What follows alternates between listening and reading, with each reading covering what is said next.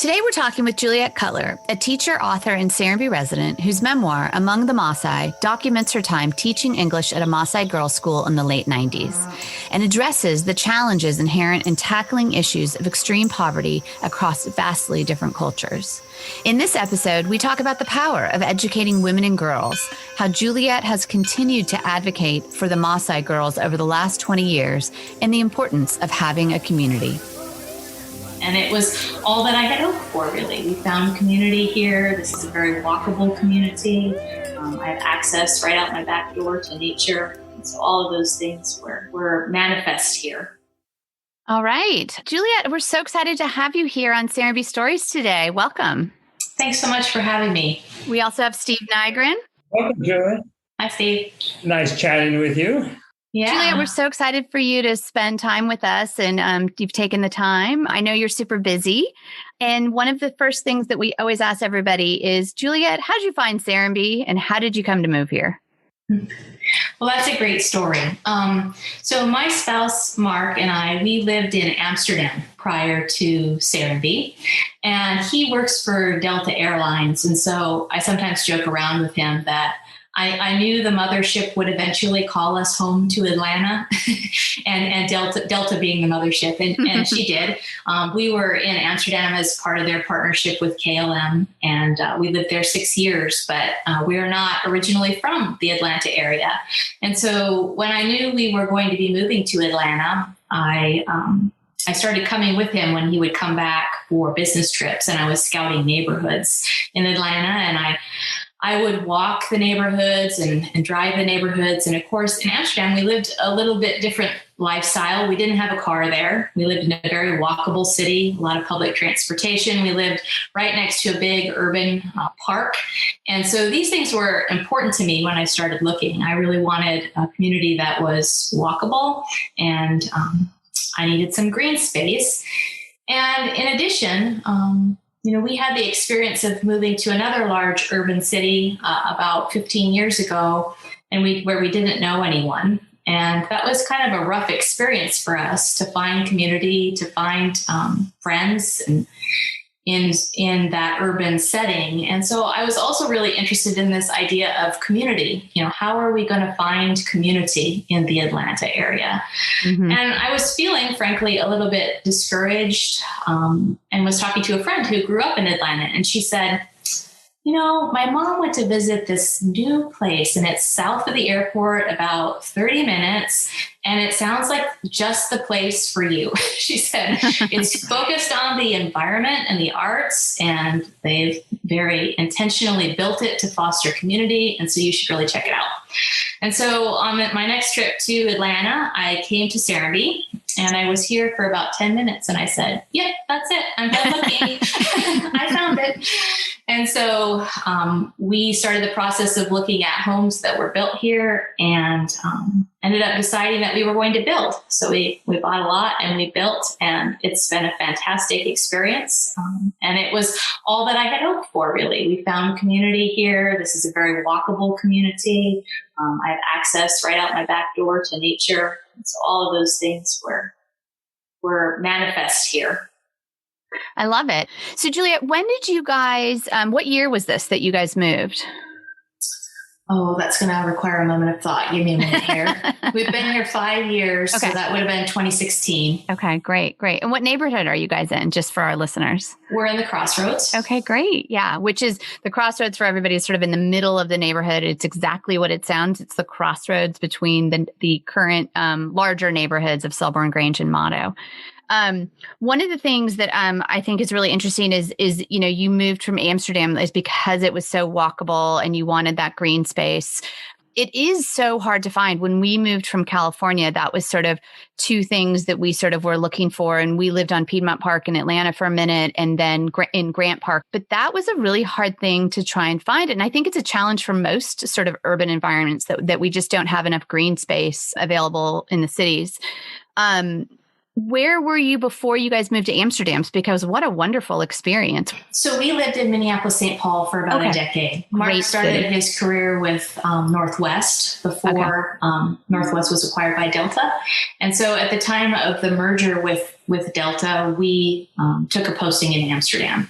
Perfect. So we were about a decade in Minneapolis, St. Paul, then 6 years in Amsterdam, and now 5 years here. And you were teaching there, right? In Minneapolis? I was not. So for the last, probably 15 to 20 years now, I've been working in the informal education sector. Okay. And by that, I mean, I work for the National Park Service, museums, visitor centers, clients like that to help them develop educational programs and exhibits for visitors. And so really my role, as an educator and as a storyteller and writer is to help these institutions identify what are the stories that they want to tell, and then how do we tell those stories in 3 dimensions very often. So it's not just the written word, it's artifacts, it's images, it's experiences, but really the mission of most of these clients is education at its root. We're trying to educate visitors about whatever the focus of the museum is. That's so cool. And how did you end up going to Africa? Because that's really, a book that you wrote recently was all about Africa that came out in 2019. But you went to Africa, and I want to say the late 90s. So this is before you were in Minneapolis. Was this before you were married even? Yes? It was, yeah. So I actually grew up in Montana. Mm-hmm. And so I did my university training out west. And actually, I have something in common with Steve Nygren in that I did my master's degree in Fort Collins at Colorado State. And I know Steve is also from Colorado. Absolutely. Just down the road from where I grew up. So anyway, when I finished my university degree, I heard about this school in Tanzania, East Africa. It was a school for Maasai girls, and they were looking for a volunteer English teacher. And so my undergraduate training, I came out as a certified secondary English teacher, and I really had this desire to see a bit of the world. And so I applied for this volunteer teaching position in East Africa. And part of it too was that I was really inspired by the stories of these young women who really had limited access to education and faced deep poverty, early forced marriages. And so they really were almost begging for education as a pathway to empowerment. And being young and naive, I thought maybe I could help. And, in some ways I did, but I think one of the big pieces of learning from that experience was that I had a lot to learn. And I think I've learned as much from my colleagues and friends in Tanzania as I've taught there. Mm-hmm. And so that's how I ended up there. Along the way, I met Mark Cutler, and he started his career actually as a mathematics teacher. And I said to him, hey, I have this harebrained idea that we ought to go teach in East Africa. And he said, okay, let's do that. And so we went together. And by the time we came back, we were married. And I love it. I didn't realize that the two of you had gone together. I knew you had been there. So tell me about that experience. So you guys got there. You both had jobs. He was doing math and you were doing English? Well, we were both finishing up graduate degrees at the time. And so we had finished that up and were, I think, trying to figure out what came next. And I think we recognized that if we probably didn't do an experience like this at that point in our lives, it was going to become increasingly more difficult for us to do something like that as we got jobs and as we got things like houses and, it becomes harder to just kind of pick up and go. So, we decided to go together, and he taught at a co-educational school that was about a mile from the Maasai Girls School. And he taught mathematics, I taught English. And then the second year we were there for 2 years. We kind of did a teacher swap where he taught a little bit of math at the girls' school and I taught a little bit of English at his school. But yeah. That's great. It was an amazing experience for us.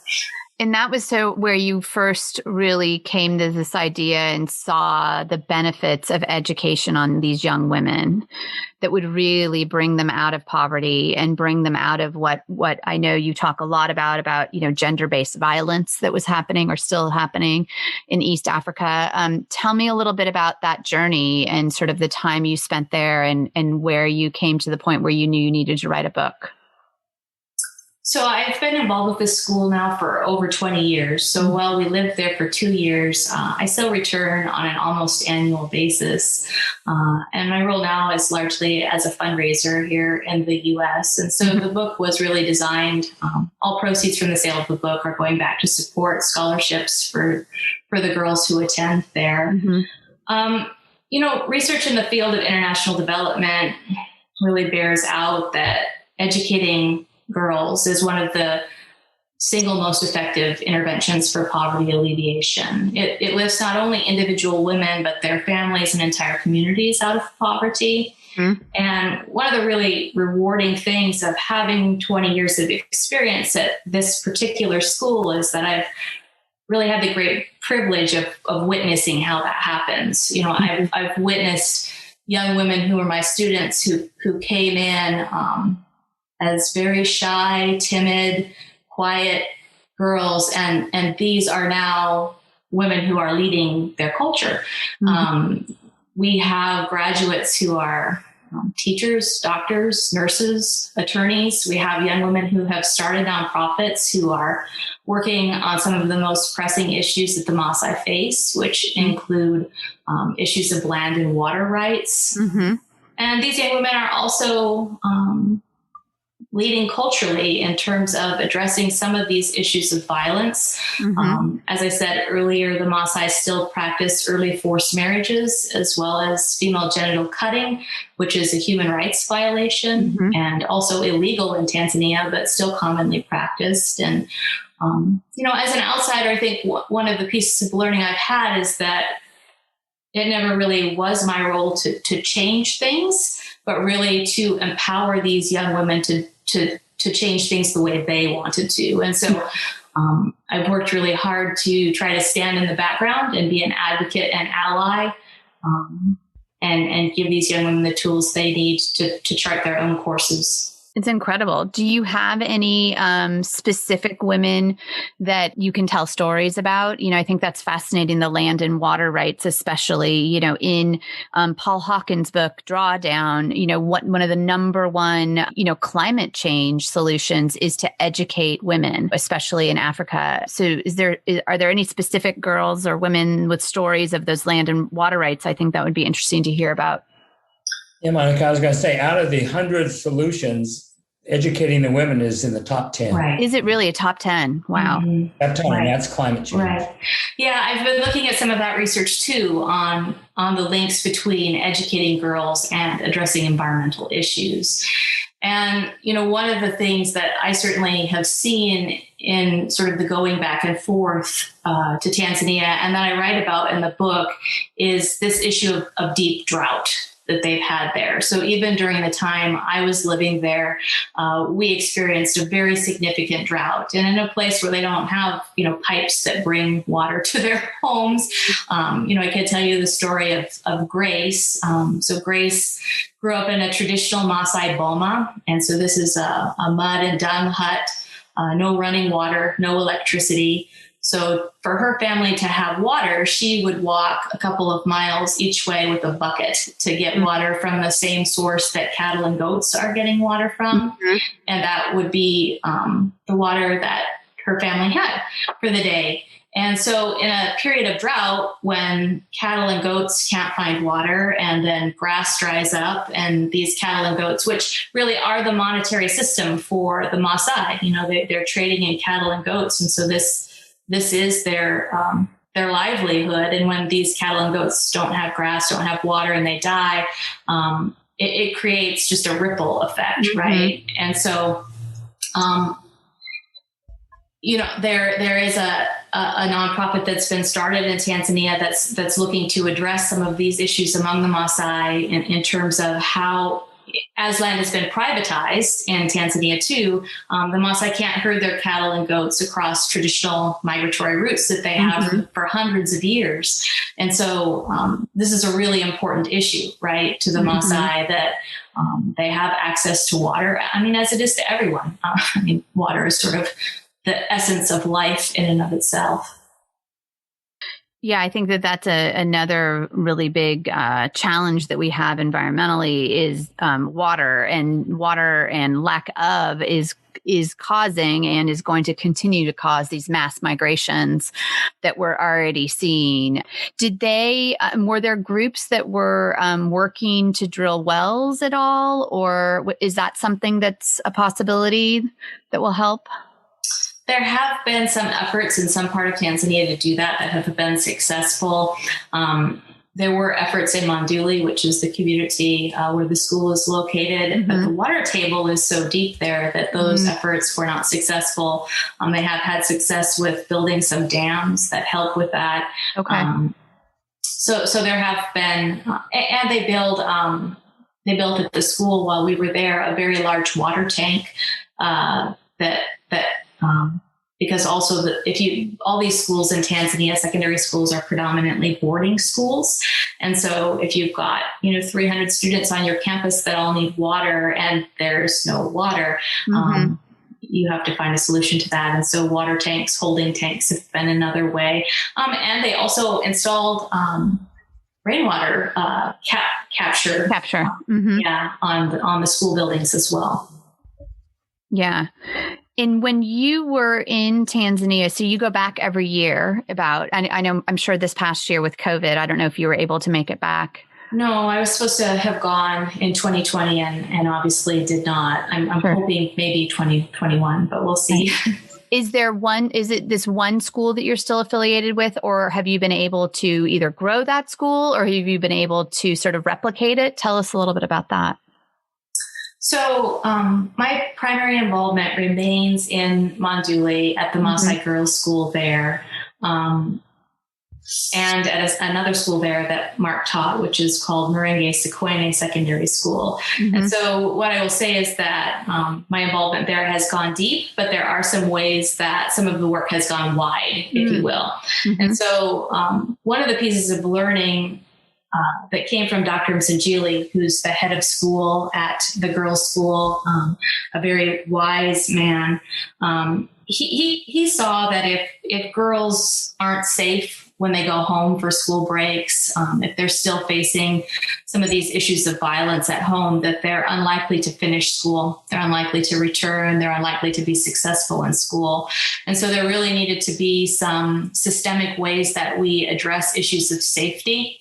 And so there's kind of a three-legged stool in terms of safety that we started working in. One is a safe house. So for girls who face immediate risk of violence, there is a safe house where they can be.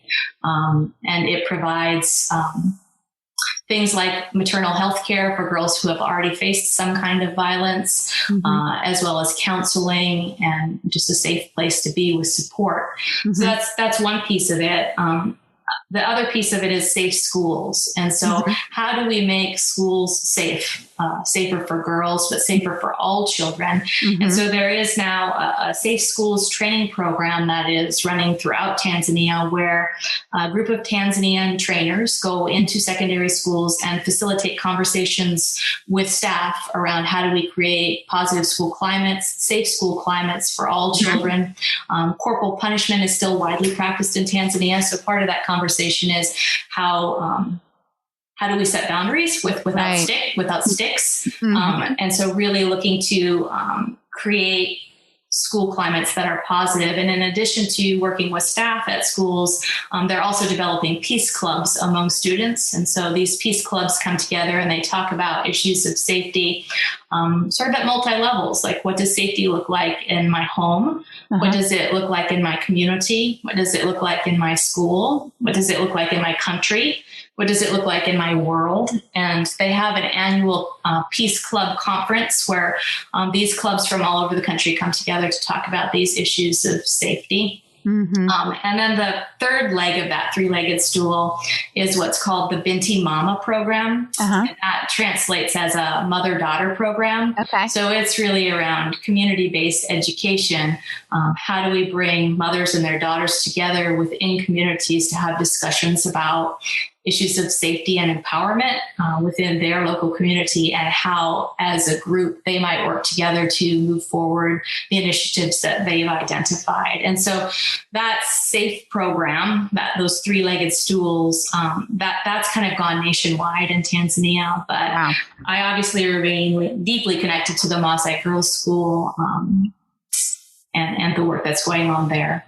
That's amazing. And how is it like, so when a young girl, whether she wants to get education or, somebody in her family or community realizes that she should get education, is that a challenge for the families, to, I don't know, for better say, talk them into that? Like, do the families resist the girls going to the boarding schools? Like, how does that work culturally?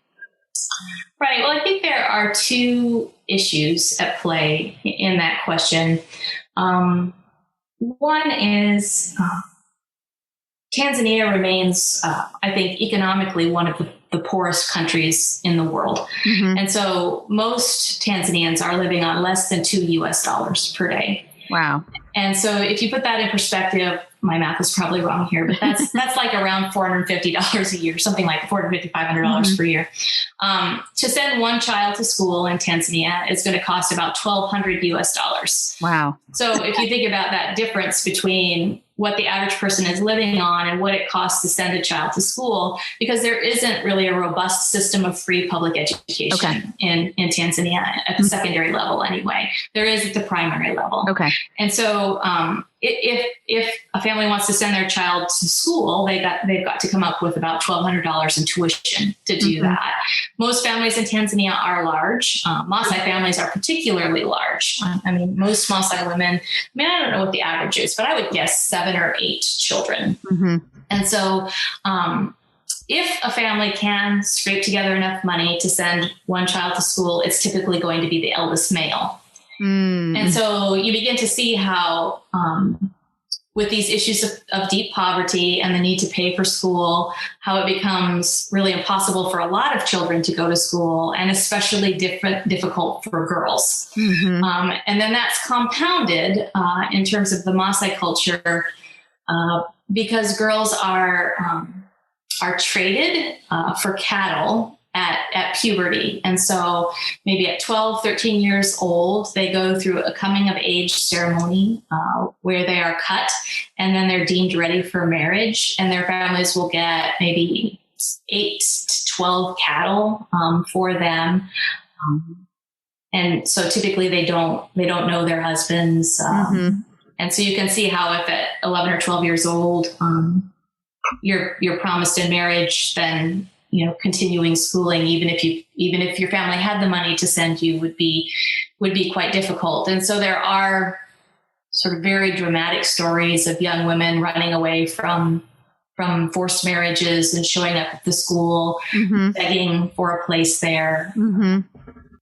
I think most Maasai girls recognize education as a pathway out of poverty, I guess would be a way to say it, and also a pathway to having a greater voice in their own lives. Mm-hmm.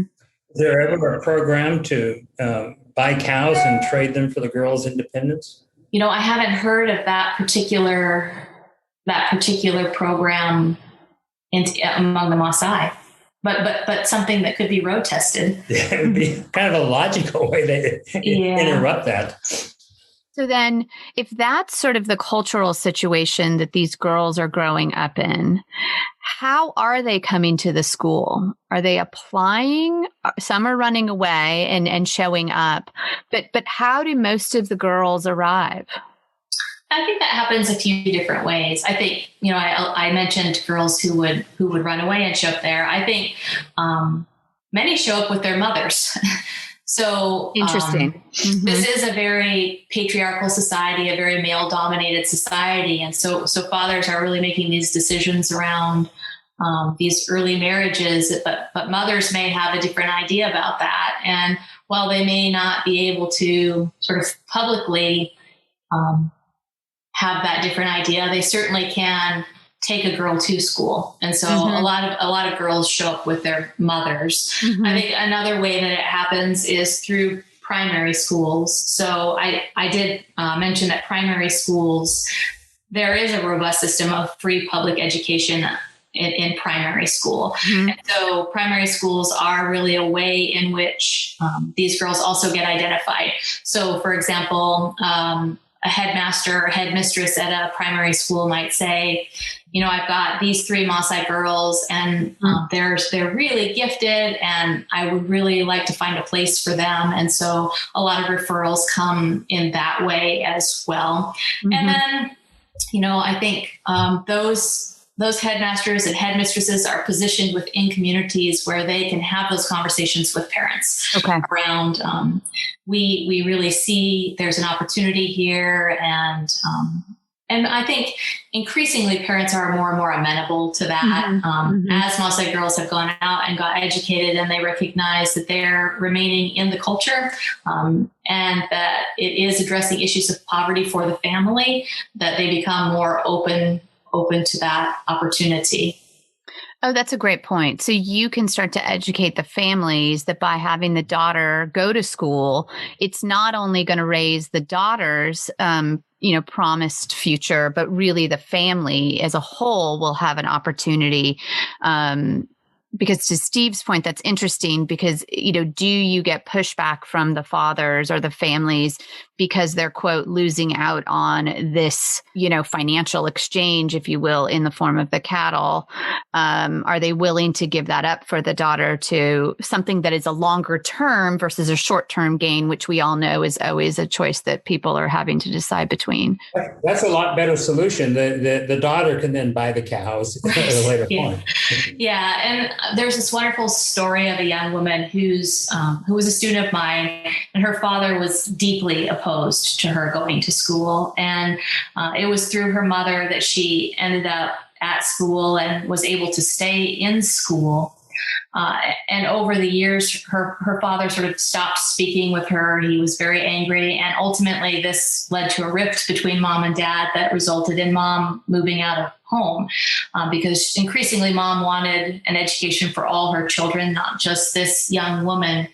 But the really, I think, beautiful part of the story is at the end of his life, her dad called this former student of mine and told her how proud he was of her and sort of put the family's well-being in her hands, said, I understand now that you have the economic power to help this family, and I'm handing that to you now, as he was in the process of dying.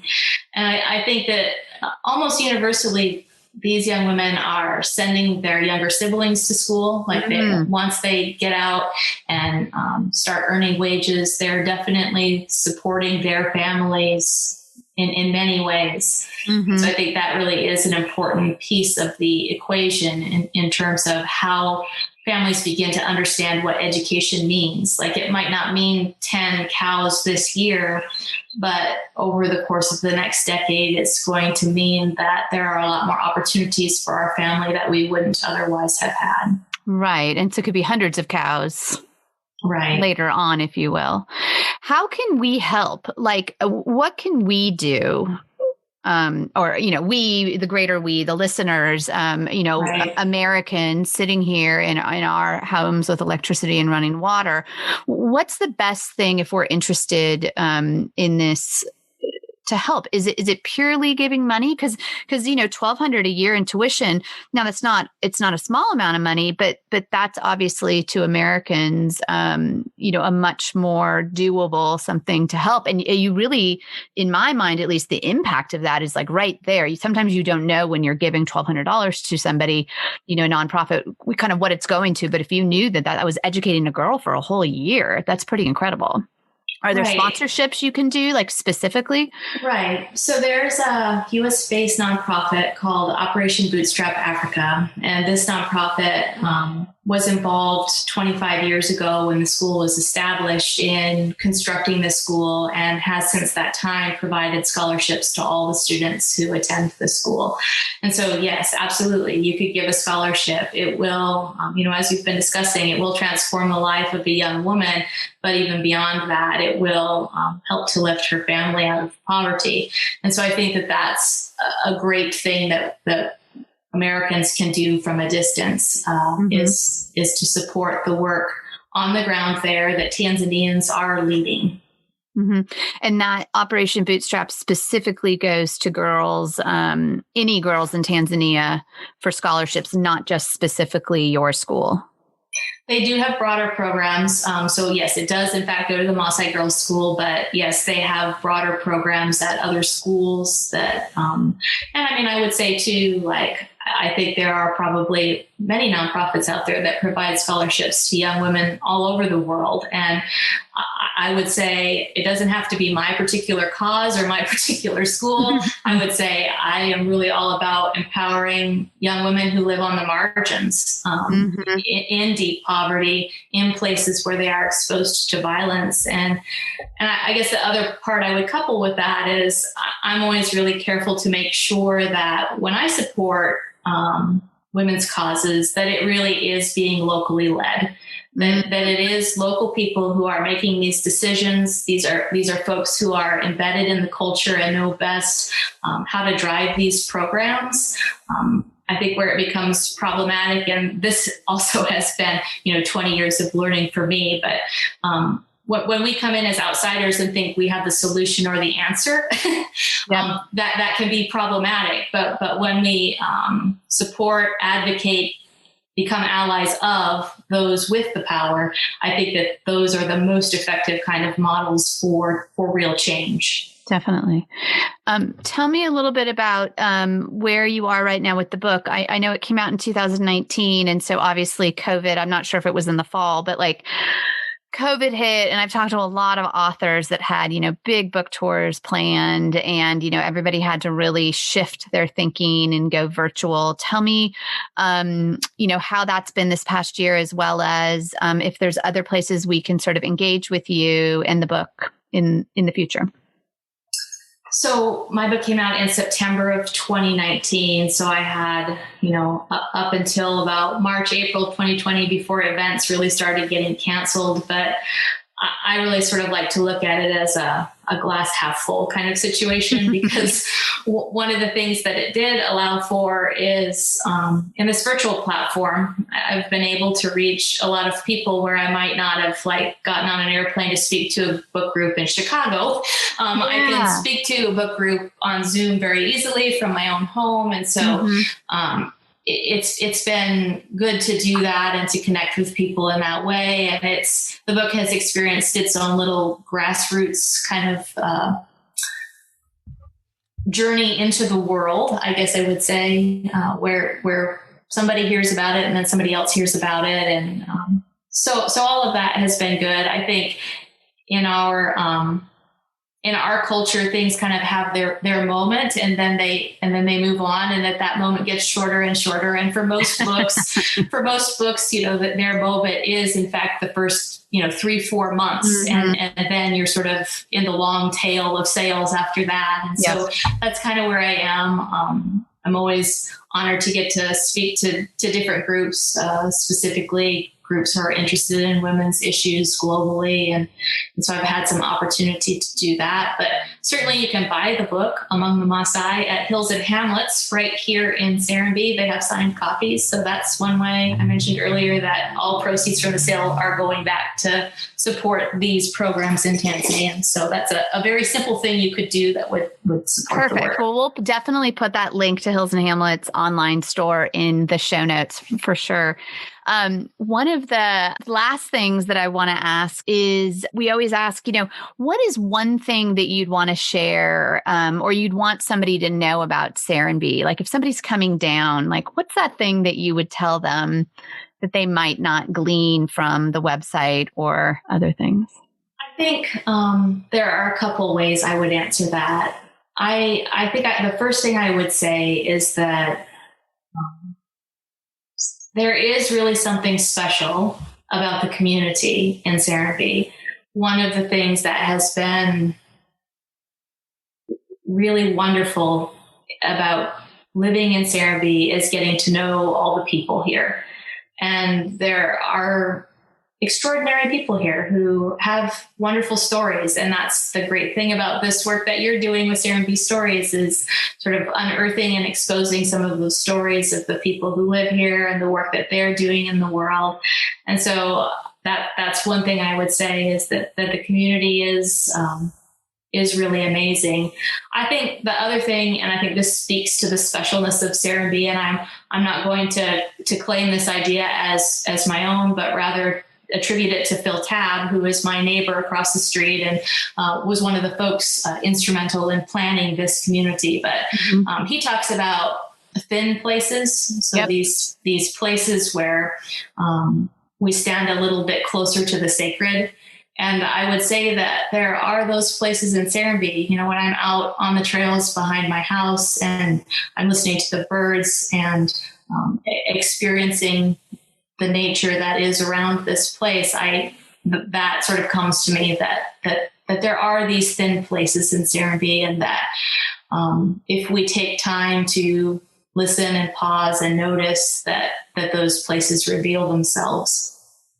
And so you must be teeing Phil up for his next book. I know he is working on another book, and that is so. We authors have to stick together. well, speaking of neighbors and what you've been doing, have you had great conversations with Pierre Ferrard? I haven't yet, unfortunately. I think we've been wanting to speak to one another. Like I know he's read my book and he wants to speak to me, and then COVID, and it's, it just hasn't happened yet. But I actually have visited the headquarters for Heifer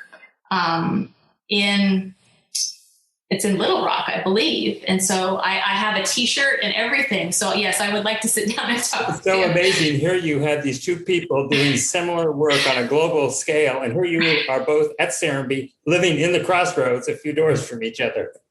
Yeah. Right. Well, Right. And we're actually interviewing him this afternoon. Oh, So wonderful. his episode will follow yours. Right. You can tell him that I would really like to talk to him. I will let him know. Well, I was thinking about the cows and how we could figure out a way to Right. do something.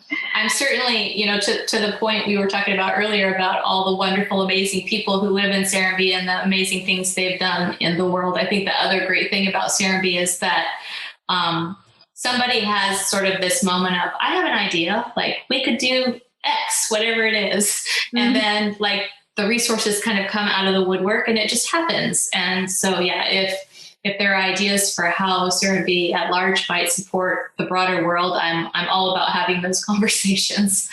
Wonderful. Well, Juliet, thank you so much for being with us here today.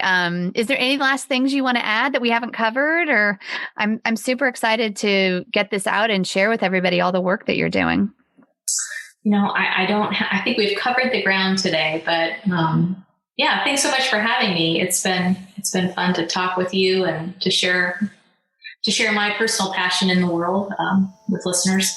Well, it's pretty amazing. Thank you so much, Juliet. Thank you. Thanks. Great having you. Thank you for listening to Serenbe Stories. New episodes are available on Mondays. Please follow us and leave us a 5-star review. And visit our website to learn more about guests, episodes, and everything Serenbe at serenbestories.com. This episode is supported by the Inn at Serenbe, nestled in the rolling countryside of the bucolic community of Serenbe, where guests can walk on the 15 miles of private trails through preserved forest land, the wildflower meadow, and the animal village. Relax at the pool, hot tub, or in rocking chairs on a wraparound porch. Play on the croquet lawn, grab a canoe, and jump on the in-ground trampoline. Connect with nature and each other, all while staying in a luxurious space at the Inn at Serenbe. Book your stay today at serenbeinn.com, SERENBEINN.com.